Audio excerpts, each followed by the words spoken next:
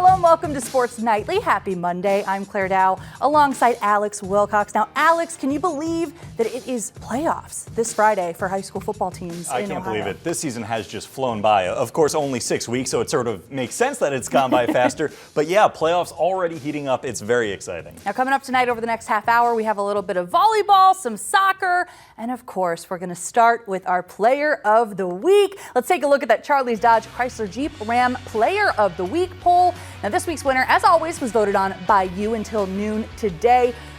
This was probably one of the closer ones we've had all season, don't you think so, Alex? Yeah, absolutely. A very close one. 3 running backs in the rotation, so maybe that had something to do with it. All the ball carriers, I should say, getting a little love. But in the end, of course, it was Carson Toth that came out with the most votes, taking in 36.7% of that vote. And well, we went out to St. John's today, and their coach, Larry McDaniel, helped us out a little bit.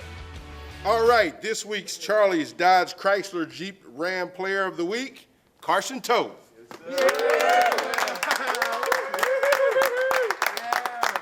It was. Congrats to Carson Toth. He certainly earned it. The St. John's running back racked up 190 yards and 3 touchdowns on 19 carries in the Titans' win over Whitmer. We did the math for you. He's averaging a first down every time he touches the ball, at least in that game he was. Now, Brady Lichtenberg in the passing game, they usually get most of the attention, but Toth and the run game make St. John's a very dynamic offense. Everything was working. The line was opening up holes. I just ran through them, ran as hard as I could, and had a great game. They really came together this year. It's all seniors this year, so that's been one of the main things over the past few years. We had to pick up on the run game, and I think they've done a good job this year. It's definitely a lot of fun being a part of everything going on this year, especially with kids like Thomas and Brady. To get along with them and play with them is a lot of fun. He's a throwback. You know, he's one of those guys that he doesn't say a whole lot. He just goes to work every day. When you talk about the epitome of a blue-collar guy that goes to work every day with his lunchbox, that's what he does. He just works, and it's contagious. You know, his position group follows this lead, and that's what he does. He just goes to work. Coming into this year, everyone knew we were going to throw the ball, but they had no idea we were going to be able to run the ball like we've been able to. I mean, they anticipated what Brady and Thomas and Jaden and those guys could do, but Carson was kind of under the radar.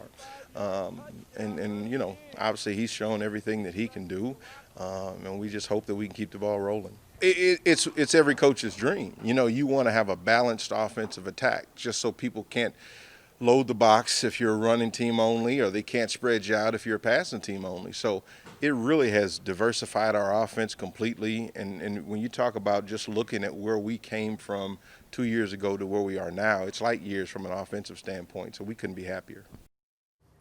Now, the Titans do have a bye this week, but they'll be back in action next Friday. Switching gears a little bit, Sylvania Township coming out to support tonight. Earlier this evening, the Village Inn held a fundraiser with the Northview boys basketball program to help raise money for the upcoming season. Now, because of the coronavirus, many of the fundraisers and camps that the team usually would hold were canceled, but the Wildcats were lucky enough to turn to their community. Thankfully, the Village Inn was there to give the Northview basketball team a helping hand. Yeah, we do a youth basketball tournament in the spring, and then our basketball camps in the summer fund our entire program. We lost both, so we're doing a couple little things here in the fall to kind of catch up a little bit. And again, this is a great start for us, and we're happy to be here at the VI. If you go into the VI, they have Northview, Southview, and some of our feeder schools plastered all over the walls, and the food's great. It's a great addition to our community, and we're happy to be partnering with them. Oh, it's great. This is why I wanted to own the Village Inn, because it's a hometown bar, you know, and restaurant, and it's a staple of Sylvania, and I'm here to help the community. We just did a great fundraiser last week for the Sylvania Mavericks. It turned out great, and that's what I want to do. I want to keep donating back to the city. They've been supporting the Village Inn ever since we opened, so I want to be able to give back to the community as well. It means a ton. It shows that everybody supports us, you know. Looking forward to the season. They're looking forward to watching us this season. Expect a lot this year. You know, we got a lot of people focused mainly on basketball. We've got a lot of people coming back. Good coach. I'm excited for this year. Coming up next on Sports Nightly, we head to the pitch for a matchup between Perrysburg and St. Ursula. Perrysburg undefeated. Could St. Ursula knock them off? Find out coming up on Sports Nightly. Sports Nightly is brought to you by Groganstown Chrysler Jeep Dodge Ram. Nobody treats you better. Welcome back to Sports Nightly. This Wednesday night at 10 o'clock, Rocket Roundup returns. We'll take you beyond the field and give you a behind-the-scenes look at some of your favorite Rocket athletes. Now, one of this month's stories features UT golfer Sarah Tumfong. Back in March, Sarah Tumfong was in Florida with the University of Toledo golf team competing in a weekend tournament. The Rocket senior noticed strange bruising on her arms, legs, and inside her mouth. Sarah consulted with her athletic trainer, and the UT medical staff monitored the situation. When the 22-year-old returned to Toledo following additional testing, Sarah was diagnosed with acute myeloid leukemia. I remember the first time that I was told I might have leukemia. I didn't believe it. Hey, you are really having the cancer and your life is gonna be different.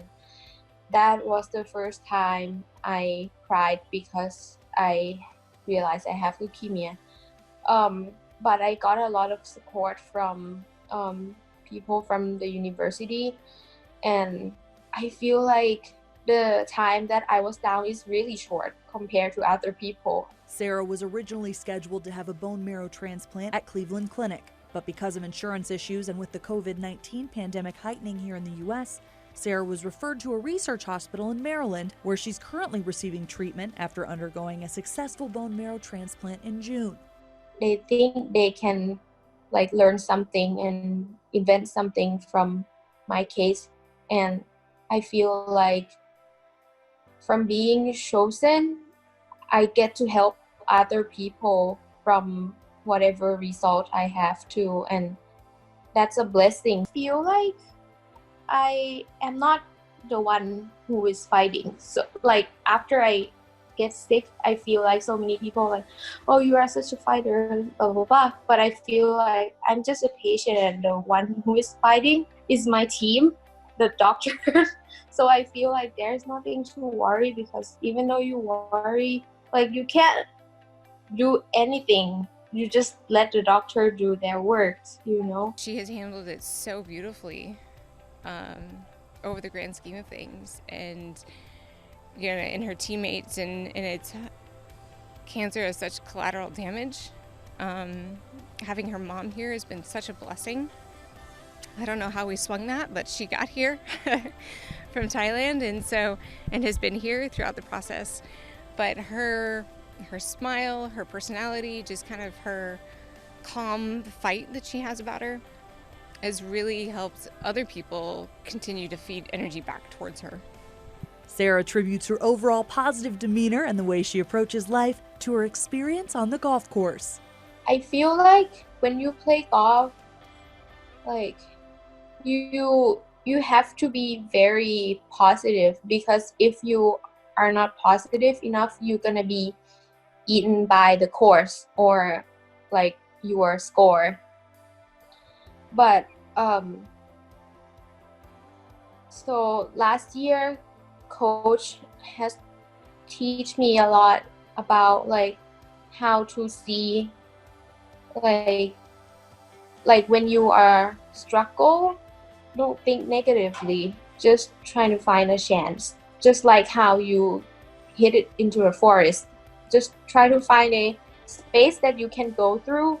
Don't keep thinking why I hit it here. Just look forward. The big thing that we really try to teach them beyond sport is the life skills, and golf is a beautiful, sport too is a beautiful way to learn it in a small scale.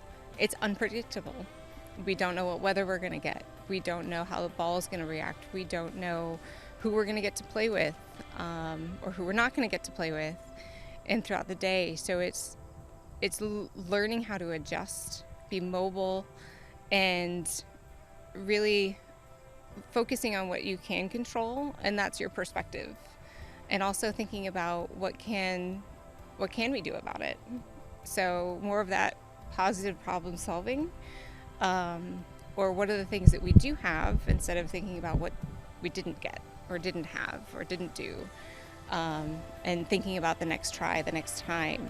Doctors continue to keep close tabs on Sarah's case, with some positive results for the Rocket. my doctor told me that even though my blood count is still low and I'm still neutropenic, but seems like the leukemia is in full remission, so that's a good news. So just waiting for the count to come up. Yeah. No more leukemia. Rocket head golf coach Jenny Coluccio organized a GoFundMe to help Sarah and her family with the cost of her treatments. If you would like to donate, you can search Sarah's leukemia story on GoFundMe.com. Sports Nightly will be right back. Sports Nightly is brought to you by Charlie's Dodge Chrysler Jeep Ram. Doing it different, doing it right. Girls high school soccer action tonight. Perrysburg putting their undefeated season on the line at St. Ursula. Jackets strike first in this one. Midway through the first half, Adele Francis taking it up the right side. It just runs right by everyone and then delivers a beauty into the corner of the net. Perrysburg up 1-0. That's her 15th goal of the season. The Arrows respond, though, just a few minutes later. Meredith Foster delivers a free kick, and this one's wild.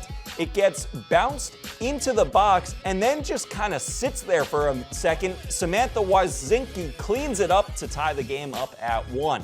We go to the end of the half now. Perrysburg trying to get another shot on goal, but Miranda Sullivan is able to clear it out of her end. Katie Gruber tracks it down, gets past the Perrysburg defense, fires it in for the go-ahead goal. St. Ursula knocks off Perrysburg 4-1. Here's Mason Lowry and Danny Fisher.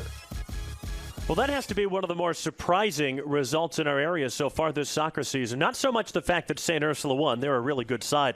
But I don't think any of us expected a 4-1 final score. Did you? No, I think, everyone thought maybe the odd goal, 2-1 Perrysburg, 2-1 St. Ursula. Perrysburg coming into the game only conceding 6 goals all year. Defensively, they've been solid. It took a brave person to bet 4-1 on St. Ursula. So, but credit to St. Ursula from the first whistle. They were at Perrysburg. They were closing them down. Their energy levels were really high. It was really a statement of intent, I thought, from St. Ursula right from the whistle, like you said. 2 shots on goal in the first 35 or 40 seconds. And credit them, they didn't wilt after the admittedly really good goal that Adele Francis scored midway through the opening half. They equalized 3 minutes later, and it was one-way traffic really after that. Yeah, it was a really good goal by Adele Francis. I mean, she's picked the ball up 30, 35 yards out, beat 4 players, put it into the bottom corner, and you're thinking, okay, that could settle Perrysburg down. What's St. Ursula's reaction, especially after the last 2 games? Give them credit. They stuck with it. They got the equaliser 3 minutes later, and really didn't look back after that. 2 really well-taken goals of the 4 from St. Ursula tonight. The first that made it 2-1 from Katie Gruber. Terrific run in behind the Perrysburg defense. Great shot across the face of Ashley Wood's goal. And how about Hannah Zenk, the substitute St. Ursula keeper, comes into the second half and drops a beautiful free kick in under the crossbar. Yeah, I mean, she's took it from 40, 45 yards out. You can hear the staff, coaching staff, just put it under the crossbar, put it on the goalkeeper, see what happens. Anything can happen in that situation, and it's flown into the top corner. So what an afternoon for her, or what an evening for her. 2 good saves, 40 minutes in the goal, she gets the win, she gets a goal. Can't argue with that. Nope. First loss of the season for Perrysburg, and I think we've maybe identified what their issue might be in the tournament. If they are going to make a deep run, they need to find ways to score more goals. Adele Francis can score plenty on her own, but she maybe needs a little more help. Yeah, I think they get themselves in some really good positions in terms of crossing the ball in. They put a couple of really good crosses in tonight. Just didn't quite have people in there. They need to be getting 2 or 3 bodies inside the area. And again, Coach Diaz is a good coach. He'll see it. He'll work on fixing it, and he'll be getting them ready now for Southview. One of the most impressive results of the season so far. Hats off to St. Ursula. They take out Perrysburg by 4-1. Back to you. Thank you, gentlemen. Now to the volleyball court. Bowser hosting Start in some City League action. Now the Spartans dominated, winning the first 2, 25-22, 25-21. Bowser battled back to take the third, 25-18. But in the end, Start held on strong in the fourth and ended up being final game for the 25-14 victory, taking the match 3-1. BCSN's Brad Woznicki has the breakdown from Bowser.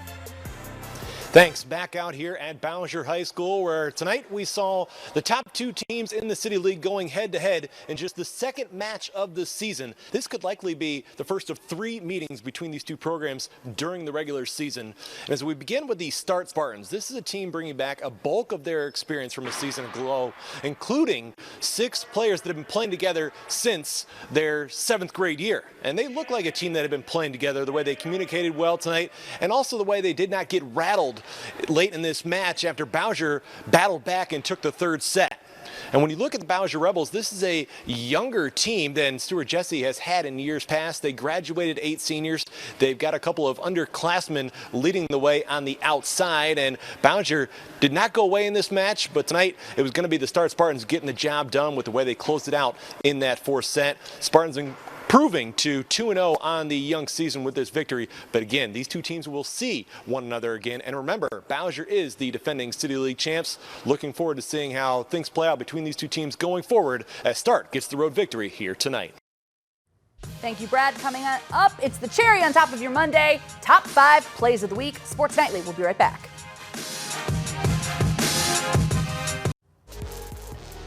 It's presented by Midas Auto Service and Tires. We're always a touch better.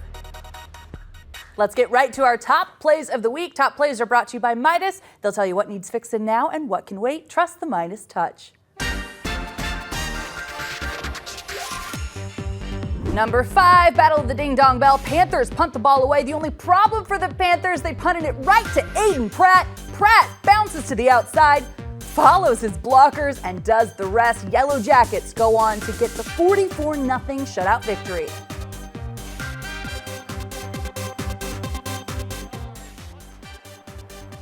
It looked like a blown coverage there. Just wide open was Harris. Short kick. Fielded at the midfield stripe. And a good return going for Perrysburg. And a nice cutback all the way to the end zone is Pratt. He scores. A 50-yard punt return. Number 4, we head to the east side. Rogers and Waite. Rams looking for the pass over the middle, but it's intercepted by Stephen Pittman, who tips it to himself and then takes it the other way. What an athletic play. Nothing but open field in front of him. Indians would go on to get the win 40-8. Here's the call.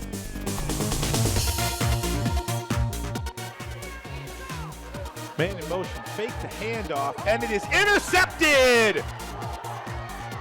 Number 14, Pittman, has wide open field. He's at the 30, the 20, the 10. Touchdown, Indians! Number 3, Finley taking on Lima Senior. Trojans going forward on 4th down. A.J. Adams with the catch, and check it out, the spin move. Putting the defender through the spin cycle. Adams goes in for the score. Finley would go on to get the 31-6 win. Pretty nice. Roth, check down pass far side, getting down. What a spin move, breaking away and into the end zone. Dial that one up on the highlight reel, boys. A.J. Adams, 6'4", goes up, grabs the football, lays down a spin move and a stutter step and finds the end zone. Number 2, Northwood taking on Cardinal Stritch. Rangers with the toss to Damon Marks, and he's looking for the edge, gets to the outside, makes one defender miss, stays on his feet, throws another defender over his shoulders, and takes off. It would be a foot race from there to the 30, the 20, almost gets taken down right before the end zone, but he stretches the ball in for the score. What a play by the senior. The last one put him in the end zone. It's going to be a pitch high, snagged by one hand by Marks, trying to turn the far corner. He's got some room, still on his feet, cuts back against the grain. Oh, dodges out another man, and now it's a foot race down the far sideline. At the 30, the 20, can Moss catch him? Spins out of the tackle, dives for the pylon. He's in. Touchdown, Rangers. For our top play of week 6, let's go to Napoleon and Bowling G. Wildcats driving, ball thrown up for Joshua Mack. Mack lays out for it, full extension. What a phenomenal catch for our top play of the week. With 1:25 remaining, Napoleon takes over at their own 48. Rosebrook's throw up the sideline. Oh, wow. Is caught. Joshua Mack. Mack went up and got it over Eli Brown. Yeah, you can't have much better coverage than that, Mack. That's great concentration.